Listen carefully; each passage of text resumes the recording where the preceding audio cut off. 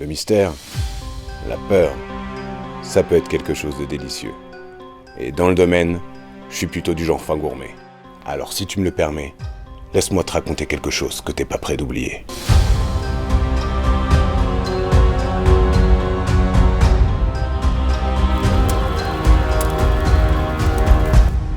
Une créature fantastique, celle-là même que d'autres artistes décriront comme une beauté sauvage et envoûtante.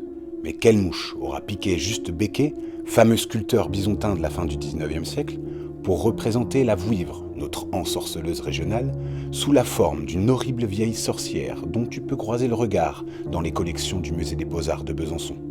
La Vouivre ? Beaucoup de régions d'Europe se disputent l'honneur de l'héberger, mais il ne fait aucun doute que l'ancienne comté est son berceau, son milieu naturel. Du Jura aux campagnes belfortaines, la Vouivre est à notre pays ce que le monstre est au Loch Ness ou le Yéti à l'Himalaya. Et à y regarder de plus près, tout n'est pas pourtant faux dans le cruel portrait du musée. Le serpent autour du cou de la vieillarde rappelle clairement son origine mythologique.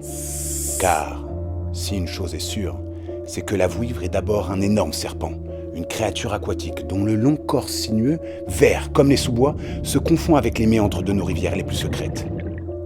Qu'on la dise, munie d'ailes de chauve-souris ou métamorphosée en jeune femme au charme mortel, chacun s'accorde sur le fait que son front est ceint d'un exceptionnel joyau, l'escarboucle, qui aura excité bien des convoitises et suscité bien des malédictions chez ceux qui auront tenté de l'en priver. La légende est si belle. Et la réalité ? Voici quelques dizaines d'années, dans l'arrière-pays bisontin, un groupe de paysans bagarre pour faire avancer des bœufs. Pas moyen. Les bêtes sont terrorisées par un simple tronc d'arbre qui barre le chemin qui descend à la rivière. Quelle n'est pas la stupeur des agriculteurs quand ils s'aperçoivent que l'arbre glisse sur lui-même, qu'il s'enfonce dans les hautes herbes et qu'il n'est autre qu'un serpent d'une taille extraordinaire. Prends garde toi aussi, si tu aperçois un jour un tronc ou une forme longue et gracieuse qui semble hésiter entre corps de femme et serpent, il pourrait bien s'agir de la Vouivre.